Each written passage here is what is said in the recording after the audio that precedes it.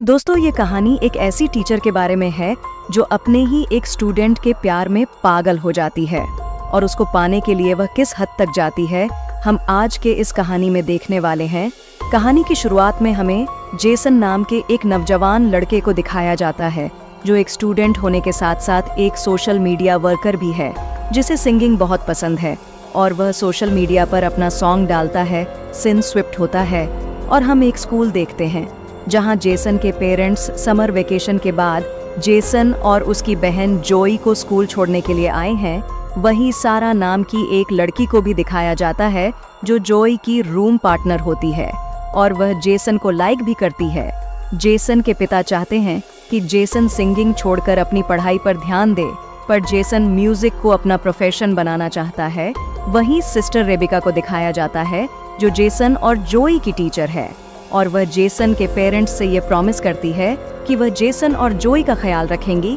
इसके बाद sister Rebecca school की नई टीचर सिस्टर सोफिया से मिलती है, जिसका आज स्कूल में पहला दिन है। वह सोफिया को इस स्कूल के नियम कानून बताते हुए कहती है कि यहाँ टीचर्स के लिए प्रोटोकॉल है कि वह स्कूल में बिना मेकअप के आए। जिसके बाद सिस्टर सोफिया अपनी लिपस्टिक मिटाने लगती है। इसके बाद सिस्टर रेबिका सोफिया को पूरा स्कूल दिखाने लगती है, तो वहीं पर इन्हें जेसन मिलता है। तो सिस्टर रेबिका उससे उसकी नई टीचर सिस्टर सोफिया से मिलवाती है, लेकिन सोफिया ये देखती है कि आज जेसन थोड़ा अपसेट है, जिस पर सिस्टर रेबिका उसे बताती है कि जेसन ने नशे के हालत में अपने फादर की कार का एक्सीडेंट कर दिया था। तब से जेसन के डैड उससे नाराज रहते हैं। अब इसके बाद जैसे ही सोफिया अपने कमरे में आती है तो वह अपने लैपटॉप में जेसन को देखकर उसकी तरफ अट्रैक्ट होने लगती है और जेसन को लैपटॉप पर ही किस करती है, जिससे यह पता चलता है कि सोफिया जेसन को पहले से जानती है। अब अगले दिन वह अपनी पहली क्लास अटेंड करने जाती है और सभी स्टूडेंट को अपना इंट्रो देती है, लेकिन क्लास जेसन और सारा को बात करते हुए देखकर सारा को आगे बिठा देती है, जिस पर सारा को बहुत गुस्सा आता है। लेकिन यह देखकर जेसन की बहन जोई को थोड़ा अजीब लगता है। अब जैसे ही सोफिया बुक खोलती है तो जोई कहती है कि क्लास शुरू होने से पहले सभी प्रेयर करते हैं, जिसके बाद सोफिया खुद प्रेयर करने के बजाय वो जोई को प्रेयर करने के लिए कहती हैं। जिसके बाद जोई प्रेयर करती हैं और उसके साथ सारे स्टूडेंट्स भी प्रेयर करने लगते हैं। तभी जोई देखती है कि सोफिया प्रेयर नहीं कर रही और वो यह बात अपने भाई जेसन को बताती है। तभी जेसन को उसी समय सारा का मैसेज आता है, इसलिए वह जोई की बात पर इतना ध्यान नहीं देता। अब स्कूल के बाद सोफिया जेसन से मिलकर पूछती है कि क्या सारा तुम्हारी गर्लफ्रेंड है? तो जेसन कहता है कि मेरी कोई गर्लफ्रेंड नहीं है। यह सुनकर सोफिया बहुत खुश होती है, लेकिन अगली सुबह वह जेसन और सारा को किस करते हुए देख लेती है और जेसन को क्लास में भेजकर सारा को डांटने लगती है, जिस पर सारा कहती है कि तुम मुझे नहीं जानती, मैं उस आदमी की बेटी हूँ जो इस स्कूल को फंड्स दिया करते हैं। लेकिन सोफिया को इस बात से कोई फर्क नहीं पड़ता और वह उसे जेसन से दूर रहने के लिए कहती है। अब क्लास ओवर होने के बाद सोफिया जेसन को रुकने के लिए कहती है और उसे कहती है कि तुमने तो कहा कि तुम्हारी कोई गर्लफ्रेंड नहीं है, फिर तुम सारा के साथ क्या कर रहे थे? जिस पर जेसन के पास इस बात का कोई जवाब नहीं होता। जिसके बाद सोफिया कहती है कि तुम एक बार मेरे चैम्बर में आकर मिलना। अब थोड़ी देर बाद जब जेसन सोफिया से मिलने के लिए जाता है तो वह देखता है कि सोफिया अपनी बॉडी को मॉइस्चराइज कर रही होती है। असल में सोफिया ने जानबूझकर अपने कमरे का दरवाजा खुला रखा था ताकि जेसन उसे ऐसी हालत में देखकर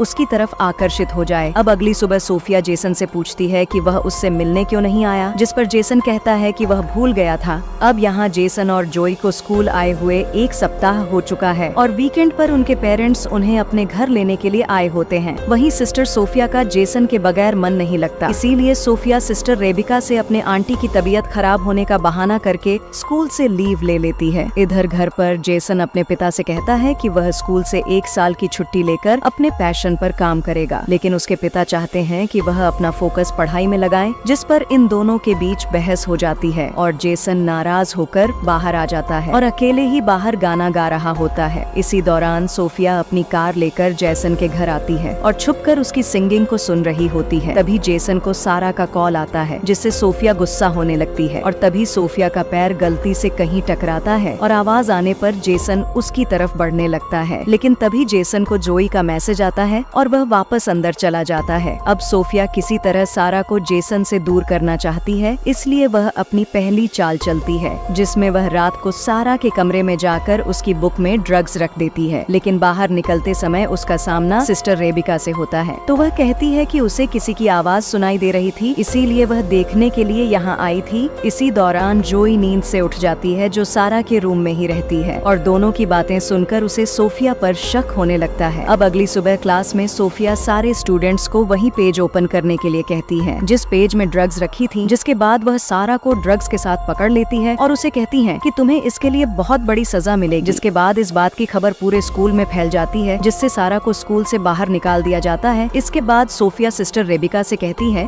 कि आपको इस स्कूल की रेपुटेशन बचाई रखनी है, तो आपको बॉयज के कमरों की भी तलाशी लेनी चाहिए। जिस पर सिस्टर रेबिका जेसन और उसके दोस्तों के कमरों की तलाशी लेते हैं और उन्हें जेसन के बेड से शराब की बोतल मिलती है। दरअसल यह काम भी सोफिया ने ही किया होता है, लेकिन जेसन टीचर्स को कहता है कि मुझे नहीं पता कि यह बोतल कहाँ से आई और किसने रखी है। अगर आपने मुझे सस्पेंड कर दिया तो उस काम के लिए मेरी लाइफ बर्बाद हो जाएगी, जो काम मैंने किया ही नहीं। और अगर मेरे पिताजी को यह बात मालूम हुई तो इस बार वह मेरी जान ले लेंगे। यह सुनकर सोफिया उन्हें एक सुझाव देती है, जिसमें जेसन की सजा यह होगी कि वह 1 हफ्ते तक स्कूल के वह सारे काम करेगा जो अक्सर यहाँ की सिस्टर्स किया करती है, और जेसन भी इसके लिए मान जाता है। अब इसके बाद हमें पास्ट का एक सीन दिखाया जाता है कि किस तरह सोफिया ने सोशल मीडिया पर जेसन को देखा और वह उसके सॉन्ग्स और उसके आवाज की फैन हो गई, और वह जेसन से मिलने के लिए सोफिया नाम की एक सिस्टर जो उसी स्कूल में ट्रांसफर होने वाली थी, उसका मर्डर करके उसे ठिकाने लगा दिया और उसकी जगह सारे डॉक्यूमेंट चेंज करके सिस्टर सोफिया बनकर स्कूल में आ गई। अब कहानी प्रेजेंट स्विफ्ट होती है, जहां हम देखते हैं कि जेसन स्कूल का काम कर रहा है और पौधे लगा रहा है। इसी समय सोफिया वहां आती है और हेल्प करने के बहाने उसको उकसाने लगती है।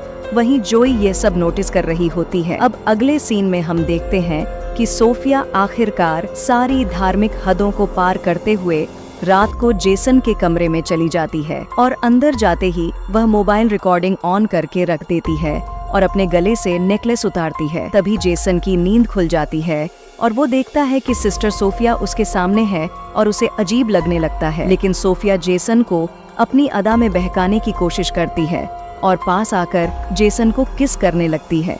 लेकिन जेसन को डर लग रहा था कि यह सब पाप है और उन्हें यह सब नहीं करना चाहिए, पर सोफिया के मनाने पर वह उसकी बहकावे में आ जाता है और आखिरकार दोनों एक दूसरे के बिल्कुल करीब होकर इंटीमेट हो जाते हैं। सीन शिफ्ट होता है। हम देखते हैं कि जेसन दुखी होकर चर्च में जाता है फादर से इस बात को बताने के लिए कि उससे एक बहुत बड़ा पाप हो गया है। अब वह जैसे ही फादर से माफी मांगने लगता है, तभी वह देखता है कि वहाँ फादर की जगह सोफिया है और वह उधर ही आकर उसके गोद में बैठकर उसे किस करने लगती है और एक बार फिर से दोनों वहाँ पर इंटीमेट होने लगते हैं। अब इस इंसिडेंट के हुए 1 हफ्ता गुजर जाता है और जेसन अपने घर चला जाता है, जहाँ उसे सारा का मैसेज आता है जिसमें वह उसे रात की पार्टी के लिए बुलाती है। वहीं सोफिया भी स्कूल से निकल रही होती है, लेकिन तभी वह सिस्टर रेबिका को किसी और स्कूल के फादर से असली सोफिया के बारे में बात करते हुए सुन लेती है, जिससे उसको यह पता चलता है कि वह फादर असली सोफिया को बहुत पहले से जानते हैं। यह सुनते ही वह घबराकर कार की तरफ बढ़ने लगती है, लेकिन तभी सिस्टर रेबिका उसे देखकर कहती है कि तुम कहाँ जा रही हो, जिस पर सोफिया उन्हें अपनी आंटी की मेडिकल इमरजेंसी का बहाना करके वहाँ से निकल जाती है। अब उसी रात जेसन अपने डैड से कहता है कि वह सारा के घर पार्टी में इनवाइटेड है, लेकिन उसके डैड उसे जाने से मना कर देते हैं, जिससे इन दोनों के बीच हमेशा की तरह बहस हो जाती है।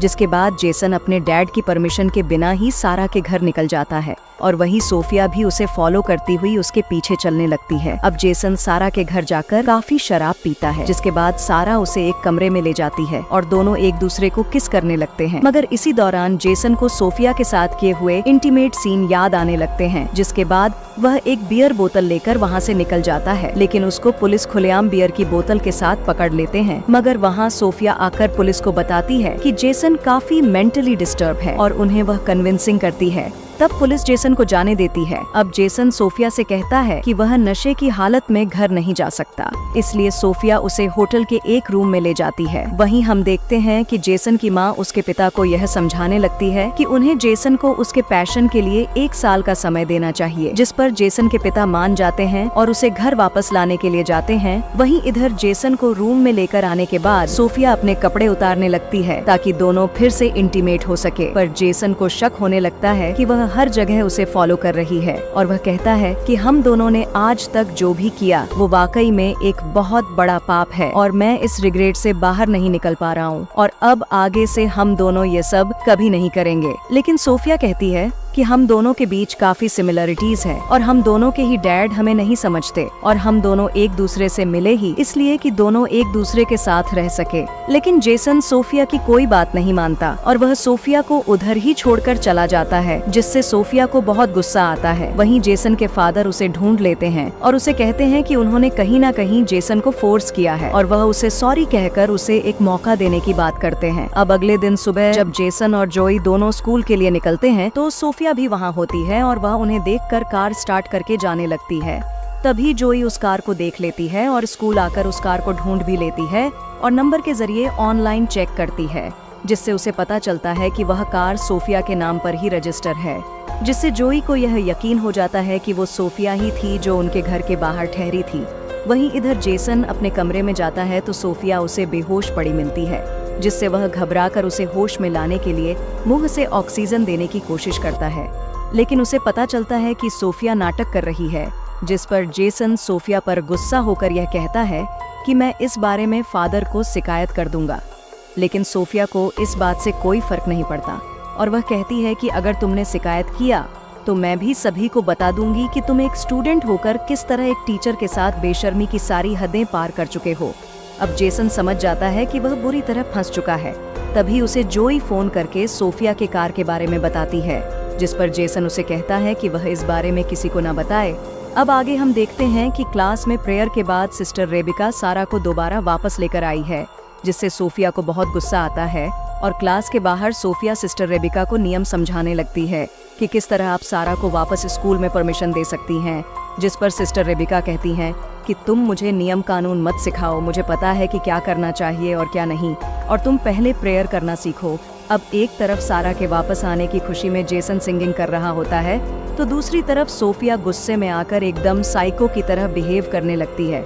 इसके बाद हम देखते हैं कि सारा जब नहा रही थी तो सोफिया वहां जाकर उसका सर दीवार पर मार मार के उसकी जान ले लेती है और साबुन गिराकर इस मर्डर को एक नॉर्मल एक्सीडेंट की तरह दिखाने की कोशिश करती है। इसके बाद जब जोई नहाने के लिए बाथरूम जाती है तो वह सारा को मरी हुई देखकर चिल्लाने लगती है। इसके बाद सारा की बॉडी को पोस्टमार्टम के लिए ले जाया जाता है। इसी दौरान सारा की लाश देखकर जोई ये कह रही होती है कि इतने सालों में शावर लेते समय कभी भी ऐसा नहीं हुई, यहाँ कुछ न कुछ तो गड़बड़ जरूर हुआ है। अब अगले दिन चर्च में प्रेयर करने के बाद जब सोफिया बाहर आती है तो जेसन सोफिया से कहता है कि जरूर तुमने कुछ किया होगा, जिस पर सोफिया कहती है कि पुलिस ने इसको एक एक्सीडेंट डिक्लेयर कर दिया है और वैसे भी यहाँ कोई गुनहगार नहीं है और सबसे बड़े गुनहगार तो तुम हो जिसने एक मैम के साथ संभोग किया है। यह कहकर वह उसे वो वीडियो दिखाने लगती है जो उसने इंटीमेट होने के दौरान छुपाकर रिकॉर्ड किया था और वह कहती है कि अगर तुमने सारा के बारे में कुछ भी आवाज निकाला तो मैं ये वीडियो सोशल मीडिया पर वायरल कर दूंगी। अब अगले दिन सुबह जब सोफिया जेसन और जोई को घर जाते हुए देखती हैं तो इस बार वह सिस्टर रेबिका से अपने आंटी के डेथ का बहाना बनाकर वहां से निकल जाती है और उसी रात जेसन और उसकी फैमिली डिनर के लिए बाहर एक रेस्टोरेंट में जाते हैं, पर वहां वह देखते हैं कि सिस्टर सोफिया भी यहां आई हुई है। इसके बाद सोफिया जेसन के पेरेंट्स को अपना इंट्रो देती है, जिस पर उसके डैड उसे अपने साथ ज्वाइन होने के लिए कहते हैं, लेकिन जेसन नहीं चाहता कि वह यहाँ बैठे, पर उसके डैड सोफिया के बैठने का इंतजाम कर देते हैं और वह उनके साथ बैठ जाती है। लेकिन जेसन अनकंफर्टेबल होने लगता है और यह सब उसकी बहन जोई नोटिस कर रही होती है। वहीं सिस्टर रेबिका सोफिया के आंटी के डेथ पर फूल भेजने के लिए उस जगह का पता लगाने की कोशिश करती है, जिससे उन्हें यह मालूम होता है कि उधर किसी की भी डेथ नहीं हुई और ना ही वह सोफिया का एड्रेस है। इधर जोई के कहने पर जेसन अपनी बहन को सब कुछ बता देता है कि किस तरह वह धीरे धीरे सोफिया के जाल में फंस गया और सोफिया ने उनके इंटीमेट होने का एक वीडियो भी बना लिया है, इसीलिए वह कुछ भी नहीं कर सकता। जिसके बाद दोनों मिलकर एक प्लान बनाते हैं कि वह नन असली सोफिया है या नहीं, इसकी सबूत तलाश करेंगे। अब अगले दिन हम देखते हैं कि सिस्टर रेबिका को रात के कॉल पर सोफिया पर शक हो चुका था, इसीलिए वह सोफिया को अपने कमरे में बुलाकर यह कहती है कि जब से तुम आई हो कुछ ना कुछ गड़बड़ होता ही जा रहा है और तुम्हारे आते ही मैंने अपने बेस्ट स्टूडेंट्स को सस्पेंड भी कर दिया और अब तुम्हारी आंटी की मरने का झूठा खबर भी पकड़ा गया है। यह कहकर वह फादर से कंप्लेंट करने जाने ही वाली होती है, तभी सोफिया एक लैंप से मारकर सिस्टर रेबिका को घायल कर देती है। वहीं हम देखते हैं कि जेसन और जोई सोफिया के खिलाफ सबूत ढूंढने के लिए उसके कमरे में पहुंच जाते हैं, जहां जाकर उन्हें असली सोफिया का लैपटॉप मिल जाता है और साथ ही उस लड़की का लैपटॉप भी मिलता है जो सोफिया बनकर यहाँ आई हुई है, जिसका असली नाम लॉरा है। और वो देखते हैं कि उसने जेसन के कई सारे पिक्चर्स सेव करके रखी हुई है। यह देखकर वह दोनों समझ जाते हैं कि लॉरा पूरा प्लान बनाकर यहाँ आई है। अब यह बात वह सिस्टर रेबिका को बताने के लिए जाते हैं, तभी उनका सामना सोफिया यानी लॉरा से होता है और वह जेसन के हाथ में अपना लैपटॉप देखकर यह समझ जाती है कि उसका राज खुल चुका है। लेकिन वह जेसन से अपने पागलपन का इजहार करते हुए यह कहती है कि तुमने जितने भी गाने गाए हैं वह सब मेरे लिए ही थे, जिससे जेसन और जोई समझ जाते हैं कि यह लड़की पूरी तरह से पागल बन चुकी है। जिसके बाद वह आगे बढ़ने लगते हैं, लेकिन तभी मौका देखकर सोफिया जोई पर लैंप से वार कर देती है, जिससे जेसन गुस्से में आकर उसका गला दबाने लगता है। तभी वह जेसन के पैरों के बीच लात मार देती है, जिससे वह दर्द से गिरकर बेहोश हो जाता है। जिसके बाद वह जोई को फिर से उसी लैंप से मारने ही वाली होती है, तभी वहां पर सिस्टर रेबिका आकर उसके हाथ से वह लैंप छीन लेती है।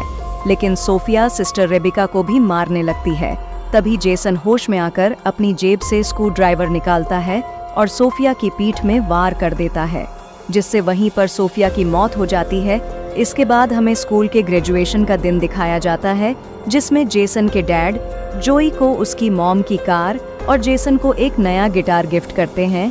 इसी सीन को दिखाते हुए यह कहानी यहीं पर खत्म हो जाती है। तो दोस्तों, यह कहानी आपको कैसी लगी कमेंट में ज़रूर लिखिए और अभी तक आप हमारे चैनल को सब्सक्राइब नहीं किए हैं तो सब्सक्राइब करके बेल आइकन नोटिफिकेशन ऑन कर लीजिए। तो मिलते हैं किसी और मज़ेदार वीडियो में, तब तक आप अपना ख्याल रखें।